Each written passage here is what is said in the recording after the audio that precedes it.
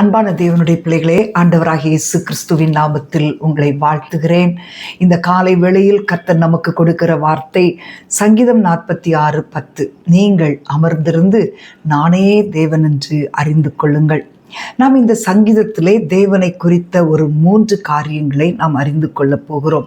அந்த காரியங்கள் மூலமாக அதே பாதையில் கர்த்தர் நம்மை வழிநடத்த, கர்த்தர் தம்மை வெளிப்படுத்த வல்லமை உள்ளவராக இருக்கிறார். முதலாவது நாம் பார்க்கும்போது அந்த 7ஆம் வசனத்தையும் 9ஆம் வசனத்தையும் நாம் வாசித்து பார்க்கும்போது, சேனைகளின் கர்த்தர் நம்மோடு இருக்கிறார். அவர் சேனைகளின் கர்த்தராக நம்முடைய வாழ்க்கையிலே வெளிப்பட விரும்புகிறார். ஆமேன். அன்பான தேவனுடைய பிள்ளைகளே, உங்களுடைய வாழ்க்கையிலே எத்தனையோ யுத்தங்கள், எத்தனையோ போராட்டங்கள், பயங்கரமான சூழ்நிலைகள். ஆனால் கர்த்தர் நமக்கு சேனைகளின் கர்த்தராக, அவர் யுத்தங்களை செய்கிறவராக மட்டுமல்ல, யுத்தங்களை ஓய பண்ணுகிற தேவனாய் நம்முடைய குடும்பங்களில் வெளிப்படுகிறார். ஹல்லேலூயா, ஹல்லேலூயா. இன்றைக்கு ஆண்டவர் நம்முடைய குடும்பங்களில் காணப்படுகிற யுத்தங்கள், எத்தனையோ பிரச்சனைகள், குடும்பங்களிலே காணப்படுகிற போராட்டங்கள் யுத்தங்களைப் போல நம்முடைய வாழ்க்கையிலே காணப்படுகிறது. ஆனால் நம்முடைய ஆண்டவர் சேனைகளின் கர்த்தராய், யுத்தங்களை ஓய பண்ணுகிறவராய் நம் மத்தியிலே கடந்து வருகிறார். இன்றைக்கு நம்முடைய வாழ்க்கையிலே சில சூழ்நிலைகள் கார் மேகம் போன்ற சூழ்நிலைகள் காணப்படலாம். ஆனால் கர்த்தர் சேனைகளின் கர்த்தராய் வெளிப்படும் போது அவர் யுத்தங்களையும் போராட்டங்களையும் ஓய பண்ணுகிற தேவன்.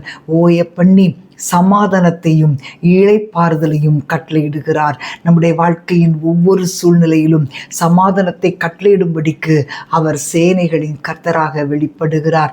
2வது ஒரு காரியத்தை பார்க்கும்போது சங்கீதம் 46:6 பார்க்கிறோம், அவர் தம்முடைய சத்தத்தை முழங்க பண்ணுகிற தேவன். கர்த்தருடைய சத்தம் வல்லமை உள்ளது என்று நமக்கு தெரியும். கர்த்தருடைய சத்தம் வனாந்தரத்தை அதிர பண்ணுகிற சத்தம். இன்றைக்கு பெருவெள்ளத்து இரைச்சலை போல நம்முடைய வாழ்க்கையிலே பலவிதமான குழப்பங்கள் வரும்போது கர்த்தர் சொல்லுகிற ஒரு வார்த்தை அவைகளை எல்லாவற்றையும் அமர பண்ணும். அவர் சொல்ல ஆகும், அவர் கட்டளையிட நிற்கும். எவ்வளோ பெரிய போராட்டங்கள் ஒரு பெரிய வெள்ளத்தை போல எழும்பி வந்தாலும், சமுத்திரத்தின் இரைச்சலை போல எழும்பி வந்தாலும், அவர் தம்முடைய வார்த்தையை கொண்டு தம்முடைய சத்தத்தை முழங்க பண்ணி, இறையாதே அமைதலாயிரு என்று கட்டளையிடும் போது நம்முடைய வாழ்க்கையிலே ஆண்டவர் பெரிய காரியங்களை செய்வார். இல்லாதவைகளை இருக்கிறவைகளைப் போல அழைக்கிற தேவனாய் ஆண்டவர் வெளிப்படுவார். நம்முடைய வாழ்க்கையில் இதெல்லாம் இல்லையோ அவைகளை எல்லாம் நமக்கு கொடுக்கும்படி அவர் ஒரு வார்த்தையை அனுப்பி நம்முடைய வாழ்க்கையிலே பெரிய காரியங்களை செய்வார். சுகம் வேண்டுமென்று உடம்பு சரீரத்திலே பலவீனத்தோடு இருக்கிற பிள்ளைகள் கேட்கும்போது நம்முடைய வார்த்தையை அனுப்பி அவர் குணமாக்குகிற தேவன். கற்பாறையிலிருந்து தண்ணீரை வரப்பண்ணுகிற தேவன் நமக்காக தம்முடைய சத்தத்தை முழங்க பண்ணுவார். கடைசியா ஒரு காரியம், அவர் 5ஆம் வசனத்திலே அதிகாலையிலே தேவன் அதற்கு சகாயம் பண்ணுவார். அவர் நமக்கு சகாயம் பண்ணுகிறவராய், நமக்கு உதவி செய்கிறவராய் வெளிப்படுவார். நம்மோடு கூட இருந்து நமக்கு உதவி செய்கிற தேவன். ஆமேன்.